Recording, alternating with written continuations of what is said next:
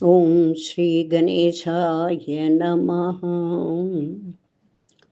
शम्भुतेजा शिवाशोक हारि गौरी सुखावहः उमाङ्गमलजो गौरी तेजो भूस्वतुनी भव गणातिराजो विजय स्थिरो गणपति त्वजी देवदेव स्मरस्प्राण दीपको वायुकीलकः ॐ श्री गणेशाय नमः. ॐ श्रीमात्रे नमः. देवी त्वदावास्यमिदं न किञ्चित् वस्तु त्वधन्यद्बहुदेव पासि देवासुरसृक्पनराधिरूपाः विश्वात्मिके ते सततं नमोऽस्तु. ॐ श्रीमात्रे नमः. ஓம் ஸ்ரீ மாத்ரே நமஹா. இன்னைக்கு 332வது நாமம் வாமநயனா, அழகான கண்களை படைத்தவள். செவ்வரி ஓடிய கண்கள், பிறரின் சுக துக்கங்களை உணரும் கண்கள். அம்பாளின் கண்களில் கருப்பு இருக்கிறது, வெள்ளை இருக்கிறது, சிவப்பும் இருக்கிறது. இதை ஆதிசங்கரர் வர்ணிக்கிறார்.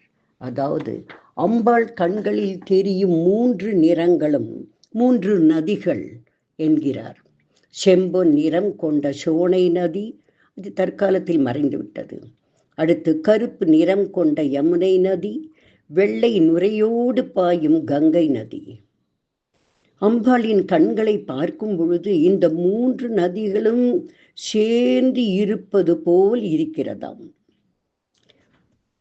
சௌந்தரிய லஹரியில் 54வது பாடலாக வருவது பவித்ரீ கத்தும் நக பசுபதி பராதீன ஹிருதயே தயாமித்ரை நேத்ரை அருணதவலஸ்யாமருச்சிபிஹி நதஷோணோ கங்கா தபனதனயேதி த்ருவமமும் த்ரயாணாம் தீர்த்தானாம் உபநயசி சம்பேதம் அனகம்.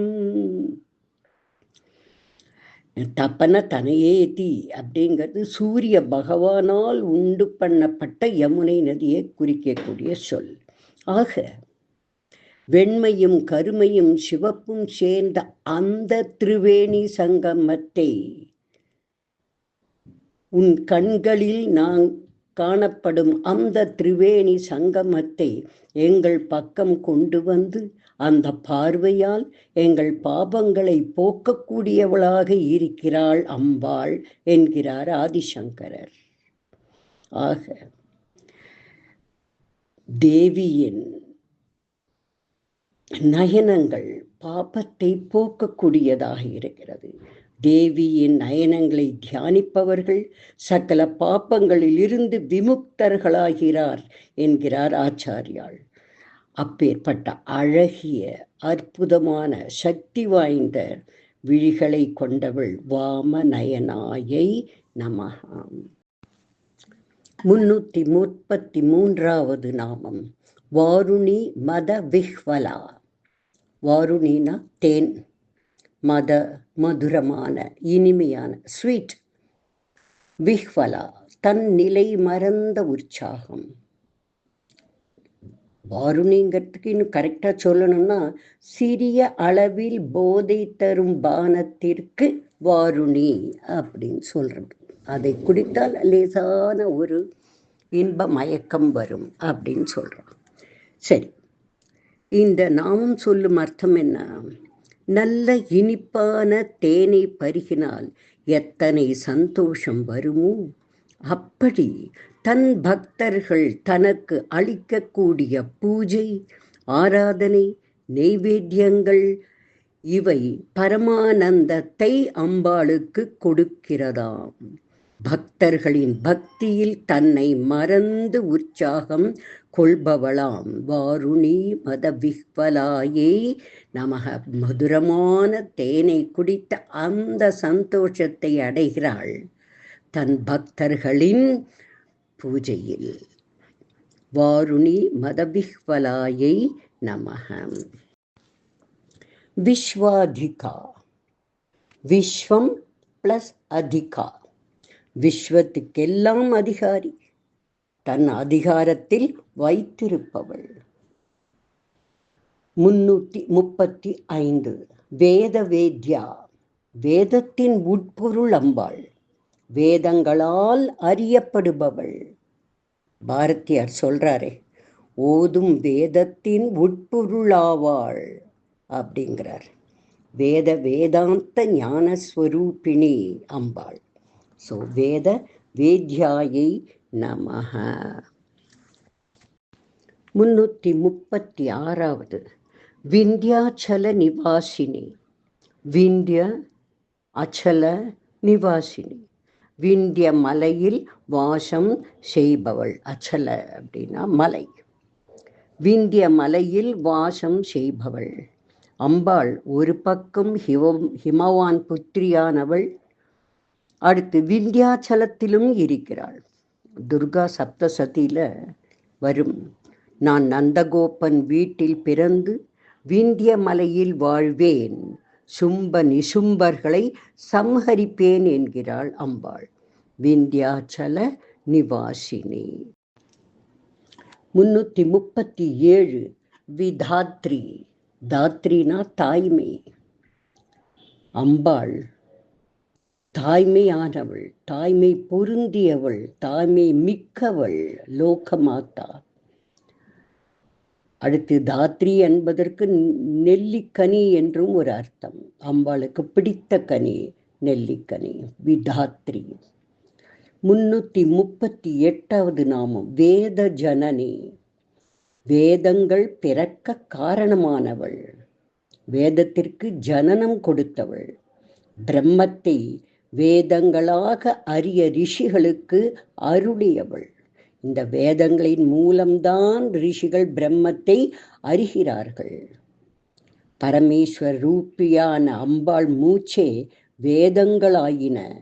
வேதங்களின் தத்துவங்களின் கடைசியை சென்றடைவது அம்பாளையே என்ற பொருள் தரும் நாமம் வேத ஜனனி. அடுத்து 339வது நாமம் விஷ்ணு மாயா. மகாவிஷ்ணு பிரபஞ்சத்தை காப்பவர். அதில் ஸ்ரீ லலிதாம்பிகை மகா மாயையாய் பிரபஞ்ச செயல்பாட்டிற்கு துணை புரிகிறாள். விஷ்ணு மாயா என்பவள் கிருஷ்ணருக்கு முன் தோன்றியவள். இவளே விஷ்ணு ரூபத்தை கொண்டவள், சங்கு சக்கரத்தை கையில் ஏந்தியவள். இந்த மாயா சக்தியாக இருப்பவள் அம்பாள்தான். விஷ்ணு மாயாயை நமஹா. அதாவது மகாவிஷ்ணு பிரபஞ்சத்தை பரிபாலிப்பவர். அதில் ஸ்ரீ லலிதாம்பிகை மகா மாயையாக உட்புகுந்து பிரபஞ்ச செயல்பாட்டிற்கு துணை புரிகிறாள். மாயை இல்லாவிட்டால் அம்பாள் படைப்பிற்கு அர்த்தமில்லாமல் போய்விடும். மாயைதான் ஜீவர்கள் வாழ ஒரு தூண்டுகோலாக அமைகிறது. உலகை செயல்பாட்டில் வைப்பதற்கு இந்த மாயை அவசியமாகிறது. மாயை என்பது எக்காலத்தும் புரிந்து கொள்ள முடியாத, புரிய வைக்க முடியாத ஒன்று. நிஜம் போல் தோன்றும், நிலையானது என்று தோன்றும் பொய்யான ஒன்று. உதாரணம் கானல், நீர்.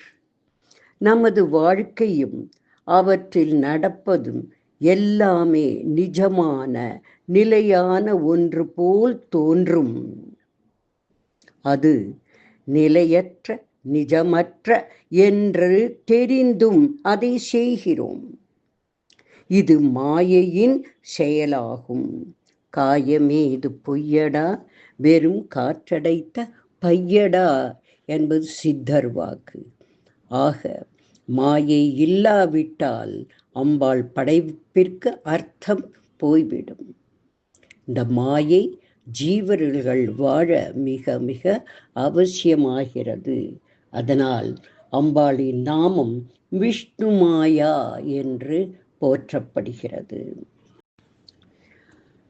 340வது நாமம் விலாசினி.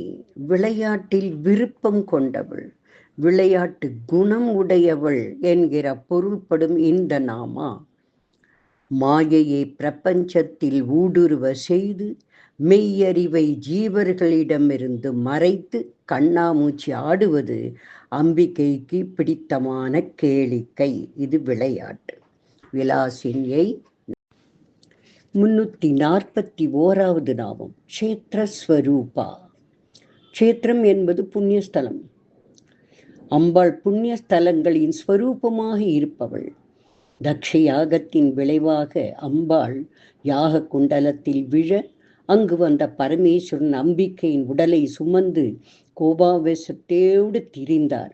இவரின் கோபத்தை தணிக்க, ஆத்திரத்தை அடக்க அவர் தோளில் சுமந்த அம்பாளின் உடலை மகாவிஷ்ணு தனது சக்கராயுதத்தால் துண்டு துண்டாக வெட்டி பூமியில் எரிகிறார். அம்பாளின் திருவுடலின் பாகங்கள் எங்கெல்லாம் பூமியில் வீழ்ந்தனவோ அந்த இடங்களெல்லாம் சக்தி பீடங்களாக, மாத்திருக்கா பீடங்களாக மாறியன. அம்பிகை இவ்வாறு இந்த தேச மண்ணில் தன்னுடைய அம்சத்தை வியாபிக்க வைத்திருக்கிறாள். ஒவ்வொரு இடமும் க்ஷேத்திரங்களாயின, புண்ணிய ஸ்தலங்களாயின. ஒவ்வொன்றிலும் அதனுடைய சொரூபமாக அம்பாள் இருக்கிறாள். அவளையும் க்ஷேத்திரத்தையும் பிரித்து விட முடியாது. உதாரணம், சண்டிகர் என்பது சண்டிகா தேவியின் ஊர், சிம்லா என்பது ஷியாமலா தேவியின் ஊர், கல்கத்தா காளி தேவியின் ஊர். இந்த ஊர்களில் அவளுடைய உடல் பாகங்கள் விழுந்திருக்கிறது. இவ்வாறு அம்பாள் க்ஷேத்திரங்களின் அதன் உருவமாக இருப்பவள், பெருமை சேர்ப்பவள். அதனால் அவளுக்கு க்ஷேத்ரஸ்வரூபாயை நமக என்று போற்றுகிறோம். அடுத்து 342வது நாமம் க்ஷேத்ரேசி. க்ஷேத்ரா என்பது உடல், தேகம், சரீரம். அம்பாள் அனைத்து ரூப வடிவ தத்துவங்களாக இருப்பவள், எடுக்கும் ஒவ்வொரு வடிவத்தின் தத்துவமாக இருப்பவள். ஜுவாலாமுகி, இது அம்பாளின் பெயர். அர்த்தம் நெருப்பு முகம், அதாவது கோபத்தின் வெளிப்பாடு. பகைவர்களை எரிப்பவள், தீயதை பொசுக்குபவள், இது தத்துவம். இப்படி உலகின் அனைத்து ரூப வடிவங்களின் காரணிகளாக, தத்துவமாக இருப்பவள் அம்பாள். க்ஷேத்ரேசன் என்று சிவனுக்கு ஒரு பெயர். அவர் பத்னி க்ஷேத்ரேசி என்றும் கருத்து கொள்ளப்படுகிறது. ஆக க்ஷேத்ரேஸ்யை நமஹா என்றால் இந்த அனைத்து ரூப வடிவங்களின் தத்துவமாக இருப்பவள் அம்பாள். 343வது நாமம் க்ஷேத்ர. க்ஷேத்ரஜ்ஞ பாலினி. பாலினி காப்பாற்றுபவள். க்ஷேத்திரங்களையும் அங்கு வரக்கூடிய பக்தர்களையும் ரட்சிப்பவள். பிரபஞ்ச வடிவங்களை பரிபாலிப்பவள் அம்பாள். க்ஷேத்ர க்ஷேத்ரஜ்ஞ பாலினி. ரூப நாம வடிவங்கள் அனைத்தையும் காப்பவள். 344வது நாமம் க்ஷயவிருத்தி வினிர்முக்தா. க்ஷய தேய்கின்ற, தாழ்வு, விருத்தி வளரக்கூடிய, உயர்வு தரக்கூடிய. வி நிர்முக்தா விடுபடுதல். என்ன அர்த்தம்? அம்பாள் உயர்வு தாழ்வுகளுக்கு அப்பாற்பட்டவள். அம்பாள் உயர்வதும் இல்லை, தாழ்வதும் இல்லை, அதற்கெல்லாம் அப்பாற்பட்டவள். நிலையாக அழிவற்று உள்ள அம்பாளுக்கு ஏற்றத்தாழ்வுகள் என்பது கிடையாது. க்ஷயவிருத்தி, க்ஷயமும் கிடையாது, விருத்தியும் கிடையாது. அதிலிருந்து விடுபட்டவள் வினிர்முக்தா. ஆக க்ஷயவிருத்தி வினிர்முக்தாயை நமஹாம். க்ஷேத்ர பால சமர்ச்சிதா.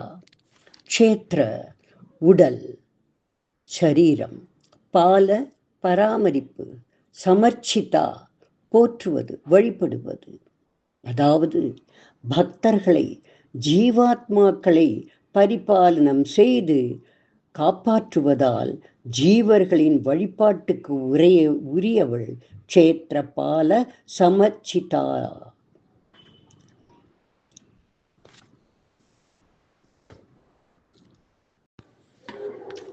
346வது நாமம் விஜயா. வெற்றிக்கு ஆதாரமாக இருப்பவள். விஜயா என்று ஒரு குறிப்பிட்ட முகூர்த்தமும் உண்டு. புரட்டாசி மாசம் சுக்லபக்ஷம் வளர்பிறை தசமி அன்று மாலை நேரம் நட்சத்திரங்கள் உதயமாகும் முகூர்த்த நேரம் விஜயா என்பது.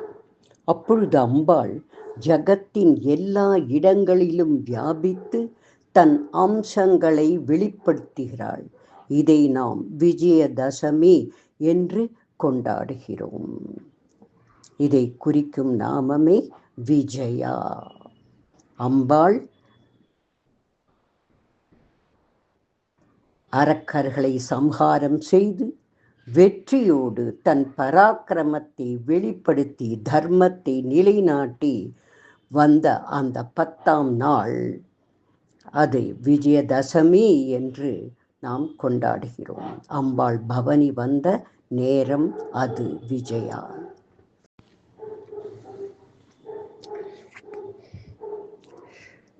(347வது நாமம் விமலா. வி பிளஸ் மலம். மலம்னா களங்கம். அம்பாள் களங்கமற்றவள், பரிசுத்தமானவள். நமது மனதில் அறியாமை என்கிற அழுக்கு இருந்தால் அதை நீக்கக்கூடியவள் விமலா. 348 வந்தியா. வணக்கத்திற்கு உரியவள், தொழுவதற்கு உரியவள். 349வது நாமம் வந்தாரு ஜனவத்சலா. வந்தாரு என்றால் மதிப்பளிக்கும், புகழ் பாடும்.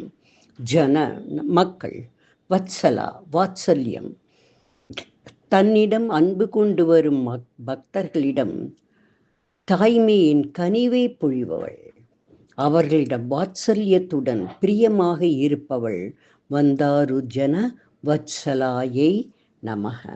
350வது நாமம் வாக்வாதினி. வாக் என்றால் சொல், வாதினி என்றால் பேசுவது. சொல்லாற்றல் உடையவள், வார்த்தைகளின் சக்தி அவள், வாக்தேவி. 351வது நாமம் வாமகேசி. அழகிய கூந்தலை உடையவள். 352 வக்னி மண்டல வாசினி. அக்னி மண்டலத்தில் உறைபவள். 353வது நாமம் பக்திமத் கல்பலதிகா. பக்திமத் அப்படின்னா பக்தர்கள். கல்பலதிகா கற்பக கொடி, கற்பக விருட்சம் என்றுதான் சொல்லப்படுகிறது. ஆனால்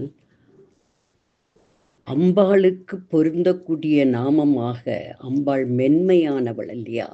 அதனால கற்பக மரம் என்று சொல்லாமல் கற்பக லதிகா, கற்பக கொடி என்று இந்த நாமம் ஏற்றுகிறது. பக்தர்களுக்கு அருள் வழங்கும் கற்பக கொடி போல் இருப்பவள். தன் பக்தர்களின் விருப்பங்களை, அதாவது கேட்டதை எல்லாம் கொடுக்கும் தேவலோக கற்பக விருட்சம் போல் இருப்பவள் அம்பாள். ஆதிசங்கரர் சொல்றார், அம்மா கற்பக விருட்சம் தேவலோகத்தில் இருந்து கொண்டு தேவர்களுக்கு வாரி வழங்குகிறது. எல்லாமே இருக்கக்கூடிய வானுலகில் உட்கார்ந்து கொண்டிருக்கிறது. பூலோகவாசிகளுக்கு இதனால என்ன பிரயோஜனம்? ஆனால் அம்மா, நீ பூலோகத்தில் கற்பக விருட்சமாக, கற்பக கொடியாக இருக்கிறாய் அம்மா. உன் திருவடிகளில் சரணமடையும் பக்தர்களுக்கு நீயே கல்பக விருட்சம். அவர்கள் வேண்டியது எல்லாம் அள்ளி கொடுக்கிறாய். கற்பக விருட்சம் கேட்டால்தான் கொடுக்கும். ஆனால் உன் திருவடிகள் பக்தர்கள் தேவையை கேட்காமலேயே அள்ளி தரும் கற்பக கொடியாகும். ஆனால் ஒரு வியாக்கியானம் சொல்லப்படுகிறது. பக்தர்களுக்கு அம்பாளிடம் எதை கேட்க வேண்டும் என்கிற தெளிவு என்ற அறிவு வேண்டும் என்றும் பெரியோர்கள் கூறுகிறார்கள். எது வேண்டாம் என்கிற அறிவும் வேண்டும், எது வேண்டும் என்கிற அறிவும் வேண்டும். பாரதியார் சொல்லுவார், அம்மா, நான் எப்படி வாழக்கூடாது தெரியுமா? தேடி சோறு நிதம் தின்று பல சின்னஞ்சிறு கதைகள் பேசி மனம் வாடி துன்பம் மிக உழன்று பிறர் வாட பல செய்கைகள் செய்து நரை கூடி கிழப்பருவம் எய்து கொடும் கூற்றுக்கு இறை என மாயும் பல வேடிக்கை மனிதரை போல் வாழும் வாழ்க்கை வேண்டாம் தாயே, நான் ஒரு வேடிக்கை மனிதனாக வாழ்ந்துவிடக் கூடாது அம்மா என்று பிரார்த்தனை செய்து கூடவே ஒரு உபாயமும் நமக்கு கூறுகிறார். வஞ்சனையின்றி சூதின்றி பொய்யின்றி அவள் பாதங்களில் தஞ்சம் என்றே உரைப்பீர். அப்படி செய்யுங்கால் லோக ஜனனி அனைத்து நன்மைகளையும் தருவாள் என்று கூறுகிறார். இந்த கருத்தை கூறும் நாமா பக்தி மத் கல்பலதிகாயை நமஹா. பக்தர்களுக்கு கற்பக கொடியாக இருந்து அவர்களின் விருப்பங்களை நிறைவேற்றும்வள் அம்பாள். 354வது பசு பாச விமோச்சினி. பசு ஜீவாத்மாக்கள், பாச அப்படின்னா பந்தங்கள், விமோச்சினி விடுதலை அளிப்பவள். பசு என்று அழைக்கப்படும் ஜீவாத்மாக்கள் பந்த பாசங்களால் கட்டுண்டு துன்பத்தில் உழல்கிறார்கள். தேவி தன் கருணையினால் அந்த தலைகளை நீக்கி அவர்களுக்கு விமோச்சம் தருகிறாள். கஷ்டங்களிலிருந்து விடுதலை தருபவள் தேவி பசுபாச விமோச்சினியை நமஹ. 355வது நாமம் சம்ஹிருதா சேஷ பாஷாண்டா. சம்ஹிருதானா அழித்தல், சேஷ மிஞ்சியது, மீதி, பாஷாண்டா வேதத்திற்கு விரோதமானவை. அம்பாள் வேதத்தை ஏற்காத கலைகள், வேதத்தை ஏற்காத அறிவு, வேதத்திற்கு எதிர்ப்பான செயல்கள், தர்மத்திற்கு விரோதமான இவை யாவும் பாஷாண்டமாகும். எத்தியிஸ்ட் அப்படின்னு சொல்லுவாங்க. இப்படி பாஷாண்டமாக இருக்கக்கூடியவற்றை அம்பாள் மிச்சம் மீது வைக்காமல் அடியோடு அழித்து விடுவாள். வேதத்திற்கு விரோதமானவை பூமியில் இருக்கக்கூடாது, தன் பக்தர்கள் அதன் வழி செல்லக்கூடாது என்பதற்காக அதை மிச்சம் மீதி இல்லாமல் அடியோடு அழிப்பவள் சம்ஹிருதா சேஷ பாஷாண்டாயை நமஹ. 356வது நாமம் சதாச்சார பிரவர்த்திகா. சதா ஆச்சார பிரவர்த்திகா, எப்பொழுதும் ஒழுக்கத்தை ஊக்குவிப்பவள். நல்ல ஆச்சாரங்கள், உயர்ந்த தர்மங்கள் இவற்றை வளர்க்கக்கூடியவள், விருத்தி செய்பவள் அம்பாள். தர்மத்திற்கு எதிரானவற்றை அழிப்பவளும் அவளே. தர்மத்திற்கு ஆதாரமானவைகளை ஆதரிப்பவளும் அவளே. சதாச்சார பிரவர்த்திகா. 357வது நாமம் தாபத்ரயாக்னி சந்தப்த சமாஹ்லாதன சந்திரிகா. தாப ஏக்கம், த்ரய மூன்று, அக்னி நெருப்பு, சந்தப்த துன்பம், சமமாக, ஆஹ்லாதன மகிழ்ச்சி, சந்திரிகா நில ஒளி. என் அர்த்தம்? 3 வழிகளில் பக்தர்களுக்கு ஏற்படும் துன்பங்களில் இருந்து காப்பாற்றி மகிழ்ச்சியை தருபவள் அம்பாள். ஒவ்வொருவருக்கும் 3 விதமான துன்பங்கள் ஏற்படுகிறது. முதலாவது இந்திரியங்களால் ஏற்படும் துன்பங்கள், கண்ணு, காது, மூக்கு, செவி, இதனால ஏற்படக்கூடிய துன்பங்கள். இவைகள் ஏற்படும் துன்பங்கள் மனதை வருத்தும் துன்பங்களாகும். இரண்டாவது அந்த கரணங்களான மனம், புத்தி, அகங்காரம், சித்தம், அதாவது சிந்தனை, யோஜனை, இவற்றால் ஏற்படும் துன்பங்கள் இரண்டாவது துன்பங்களாகும். மூன்றாவதாக முன்வினை பயன்களால் ஏற்படும் துன்பங்கள், முன் ஜென்ம பாப்பத்தினால் ஏற்படும் துன்பங்கள். சரி, இப்படி இந்த 3 வழிகளால் ஏற்படும் துன்பங்கள் அக்னி போன்று தன் பக்தர்களை தகிக்கும் பொழுது, கஷ்டப்படுத்தும் பொழுது அம்பாள் குளிர் நிலவாய் வந்து அந்த அக்னி உஷ்ணத்தை சமனப்படுத்தி மகிழ்ச்சி ஊட்டுகிறாள், சமாதானம் படுத்துகிறாள். சமாக்லாதன சந்திரிகாவான அம்பாள் மனமும் இந்திரியங்களும் அடைகிற சஞ்சலங்களை தாண்டி சித்தம் மூலமாக எது பேரறிவோ அந்த அனுபூதியை, அந்த அனுபவத்தை அடைய செய்து மகிழ்வூட்டுபவள் தாபத்ரயாக்னி சந்தப்த சமாக்லாதன சந்திரிகா என்று போற்றப்படும் அம்பாள். 358வது நாமம் தாருணி. என்றும் இளமையாக இருப்பவள். தாருணினா இளமை. நித்திய யௌவனசாலினி. இவள் பிரம்மம் அல்லவா? பிரம்மத்திற்கு வயதேது? தாருண்யாயை நமக. 359வது நாமம் தாபசாராத்யா. தாபஸ் பிளஸ் ஆராத்யா, தபஸ்விகளால் ஆராதனம் செய்யப்படுபவள். 360 தனுமத்யா. தனு அப்படின்னா மெலிந்த, மத்யானா இடைபாகம். அம்பாள் மெலிந்த இடை உள்ளவள். 361வது நாமம் தமோபகா. தாம பிளஸ் அபக. தாமனா இருள், அறியாமை. அபகானா நீக்குபவள். அம்பாள் அறியாமை என்கிற இருளை நம்மிடமிருந்து நீக்குபவள். அறியாமை என்பது தர்மத்தை பற்றி அறியாதது, பகவானை பற்றி அறிய முயலாதது. இதைத்தான் அறியாமை என்கிறார்கள். வெறும் படிப்பு ஞானத்தை கொடுக்காது.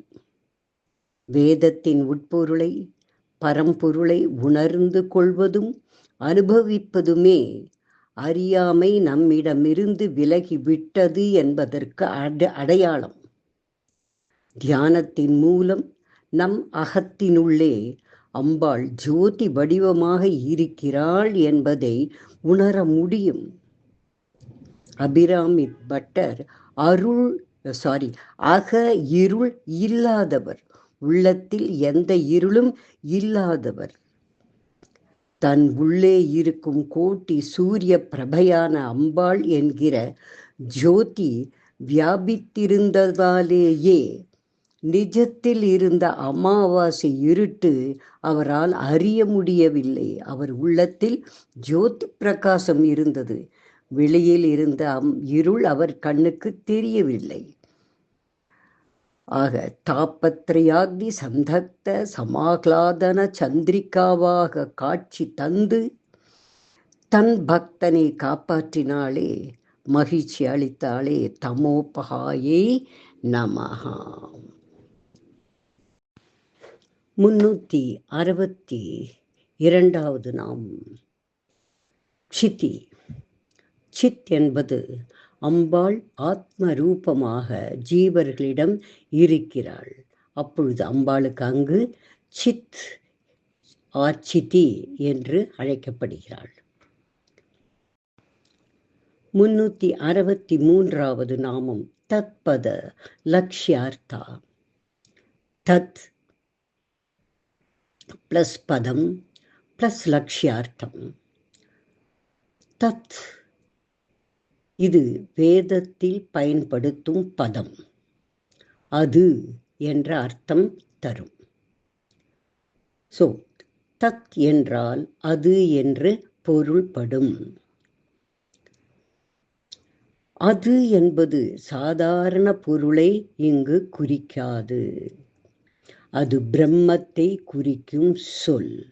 சோ தத் என்பதன் உட்பொருள் பிரம்மம் என்பதாகும். தத் சத் அப்படி நம்ம கேள்விப்பட்டிருக்கோம். தத் சத் அது சத்தியம், அதாவது பிரம்மம் சத்தியம். தத் சர்வம் அதுவே எல்லாம், அதாவது பிரம்மமே எல்லாம்.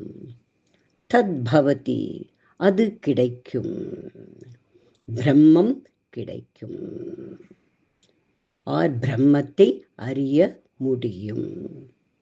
ஆக இப்படி ஒரு பதத்திற்கு மேலோட்டமான ஒரு அர்த்தமும் உள்ளார்ந்த ஒரு அர்த்தமும் உண்டு. இப்படி உட்பொருள் உள்ள சொற்களுக்கு லட்சியார்த்தம் என்று பெயர். ஒரு உதாரணத்திற்கு கடவுள் அப்படின்னா மேலோட்டமான அர்த்தம் தெய்வம். ஓகே, இது லட்சியார்த்த அர்த்தம் என்ன? கட பிளஸ் உள், அனைத்தையும் கடந்தவர், அனைத்திலும் உள் உறைபவர் கடவுள். ஸோ இப்படி இரண்டு அர்த்தங்களை கொடுக்கக்கூடிய பதத்துக்கு லட்சியார்த்தம் என்று பெயர். இங்கு தத்பத லட்சியார்த்தாவாக விளங்குபவள் அம்பாள். இங்கு தத் என்பது மேலோட்டமான அர்த்தம், அது. லட்சியார்த்தம் என்ன? பிரம்மம். அந்த பிரம்மம்தான் அம்பாள். ஆக தத்பதத்தின் லட்சியார்த்தமாக இருக்கக்கூடியவள் அம்பாள். தத்பத லட்சியார்த்தியாயை நமஹ. 364வது நாமம் சிதேக ரசரூபிணி. சித் பிளஸ் ஏகரச பிளஸ் ரூபிணி. சித் சுத்த அறிவு, மேலான அறிவு. ஏகரசம் ஒரே நேரான சிந்தனை. ரூபிணி உருவமாக இருப்பவள். அதாவது சாதாரணமாக இருக்கும் நமது சித்தம், அதாவது நம்முடைய அறிவு படிப்படியாக உயர்நிலைக்கு வளர்ந்து இறுதியில் பரம்பொருளை பற்றி அறிந்து அதை உணரும் உயர்ந்த பேரு அறிவை பெறும், அதாவது ஞானம் பெறும். இதற்கு பெயர்தான் சித் என்பது. சரி, இந்த நிலையை அடைந்து பரம்பொருளுடன் தன்னை இணைத்து கொண்டவர்களை சித்தர்கள் என்பார்கள். இந்த உலகை சிருஷ்டித்த பரம்பொருளான சத் என்கிற ஜெகன் மாதாவிடமிருந்து பிரிந்து வந்த ஒரு துளிதான் இந்த ஜீவன். அதாவது எல்லா ஜீவனுக்குள் ஊடுருவி இருப்பது அம்பாளே என்று இதை உணர்ந்தால் அதுதான் ஞானம் என்பதும் நேரான சிந்தனை, அதாவது சித் என்றும். உலகை உருவாக்குகிற அம்பாள்தான் ஜீவனுக்குள் இருந்து கொண்டு அவர்களின் சக்தியாக, பேரறிவாக, ஞானமாக, சித்தாக விளங்குகிறாள். படித்து அறிவது இல்லை இந்த ஞானம். தியானத்தினால் உணர்ந்து தியானத்தினால் அவள் இருப்பை உணர்ந்து கொள்வதே ஞானம். ஆக இப்படி உணர்ந்து கொள்பவளை சித் ஏக ரச ரூபிணி என்று இந்த நாமம் பொருள்படுகிறது. 365வது நாமம் ஸ்வாத்மானந்தல விபூத பிரம்மாத்யானந்த சந்ததி. ஸ்வ ஆத்ம ஆனந்த ஆல விபூத பிரம்ம ஆத்யா ஆனந்த சந்ததி என்று பிரித்து அர்த்தம் கொள்ள வேண்டும். ஸ்வ ஆத்ம ஆனந்த, அவரவரின் ஆன்ம பேரின்ப நிலை. லவ கொஞ்சம் சிறியது, விபூத சிறந்து விளங்குவது, பிரம்மாத்யா பிரம்மாவில் ஆரம்பித்து, ஆனந்த மகிழ்ச்சி, சந்ததி படைக்கப்பட்ட ஜீவராசிகள். என்ன அர்த்தம்? பிரம்மா முதல் அனைத்து ஜீவர்களுக்கும் அவரவர்களுக்கு என்று சுயமான ஆனந்தம் உண்டு. எல்லா ஜீவராசிகளுக்கும் அவரவர்களுக்கு உரித்தான ஒரு மகிழ்வான ஒரு ஆனந்தமான ஒரு சூழ்நிலை இருக்கும், ஒரு உணர்வு இருக்கும், எல்லாருக்கும் உண்டு. எறும்புலேருந்து எல்லாத்துக்கும் ஒரு சந்தோஷமான நேரங்கள் இருக்கும். அவரவர்களுக்கு என்று சுயமான ஆனந்தம் உண்டு. ஆனால் அம்பாளின் பரமானந்தத்திற்கு முன்னால் இவை ஒரு சிறு துளிதான். பிரம்மா முதல் படைப்பின் அனைத்து ஜீவராசிகளின் ஆனந்த நிலை அம்பாளின் பேரானந்தத்தின் முன் சிறு துளியே. அவள் படைப்பின் மீது அவளுக்கு இருக்கும் மகிழ்ச்சி, சந்தோஷம் ஈடு இணையற்றது என்கிற உட்கருத்தை கூறுவது இந்த நாமம். அம்பாளுக்கு தான் படைத்த அத்தனை ஜீவராசிகளையும் பார்க்கும் பொழுது அவளுள் பெருத்த மகிழ்ச்சி வரும், பேரானந்தம் ஏற்படும். அந்த சந்தோஷத்திற்கு ஈடு எதுவும் இல்லை. எல்லா ஜீவராசிகளுடைய அத்தனை சந்தோஷத்தையும் சேர்த்தாலும் அம்பாளுடைய சந்தோஷத்திற்கு ஈடு இணை கிடையாது என்கிற அருமையான ஒரு பொருளை தரக்கூடிய நாம ஸ்வாத்மானந்தல விபூத பிரம்மாத்யானந்த சந்ததி. பிரம்மாவிலிருந்து படைக்கப்பட்ட அத்தனை ஜீவராசிகளுடைய ஆனந்தத்தையும் சேர்த்தாலும் அம்பாள் ஒருத்தியுடைய ஆனந்தத்திற்கு ஈடு இணை ஆகாது என்ற பொருள் தரக்கூடிய நாமம் இது. 366 பரா. அம்பாள் உள்ளே வெளியே என்று 2 நிலையிலும் வியாபித்திருக்கிறாள். அந்தர்முகமாக ஜீவனுக்குள்ளும் வெளியே காணும் அனைத்திலும் நிறைந்து இருப்பவள். பராயை நமஹ. பிரத்யக் சிதி ரூபா. பிரத்யக் உள்ளே, சிதி ரூபா சித் ரூபமாக ஞான வடிவமாக இருக்கிறாள். அம்பாள் நம்மை தியானத்தின் மூலம் நம் மனதிற்குள் உள்நோக்கி ஞானம் பெற செய்பவள். அவளே நமது மனோசக்தி, மனசாட்சி, ஞானதாயினி. காட்டோபனிஷத் கூறுகிறது, ஞானமற்றவர்களின் 5 புலன்களும் வெளியே நாட்டம் கொண்டவை ஆகிவிட்டது. அவற்றை உள்ளே திருப்புவது கடினம். அவை மாயை வசப்பட்டு விட்டது. தேவியின் அருள் ஒன்றினால் ஞானம் பெற்றவர்களே 5 புலன்களையும் வெளியிலிருந்து மீட்டு தங்கள் கவனத்தை ஆத்மாவில் லயிக்கச் செய்ய முடியும். மனதின் உள் சித்ரூபமாக உள்ள அம்பாளை உணர முடியும் என்று கூறுகிறார்கள். பிரத்யக் சிதி ரூபாயை நமக. அவரவர் உள்ளத்தில் உறையும் அந்த அம்பாளை உணர வேண்டும், உணரவும் முடியும். எப்பொழுது 5 புலன்களும் அடக்கி உள்மனமாக தியானிக்கும் பொழுது பிரத்யக் சித்தி ரூபாயை காண முடியும். 368 பஷ்யந்தி. வாக்ஸ்வரூபமாக இருப்பவள். 369 பரதேவதா. தெய்வங்களுக்கெல்லாம் தெய்வமாக இருப்பவள். 370 மத்தியமா. மென்மையான, அதிக வலிமை இல்லாத வாக்கை பெற்றவள். வைகரி. கொஞ்சம் வலிமை பெற்ற வாக்கை உடையவள். இந்த 3 நாமாக்களும் பஷ்யந்தி, மத்தியமா, வைகரி இந்த 3 நாமாக்களும் அம்பாளின் வாக்சாதுரியத்தை கூறுகிறது. வாக்ஸ்வரூபமாக மென்மையான வாக்கை கொண்டவள். மத்தியமா என்று கூறும் பொழுது அதிக மென்மையும் இல்லை, கடின வாக்கும் இல்லை என்று கூறுகிறது. மூன்றாவதாக வைகரி என்கிற நாமம் அம்பாளின் வலிமையான வாக்கை கூறுகிறது. இப்படி 3 விதமான வாக்ஸ்வரூபங்களாக அம்பாள் இருக்கிறாள். பஷ்யந்தி, மத்தியமா, வைகரி.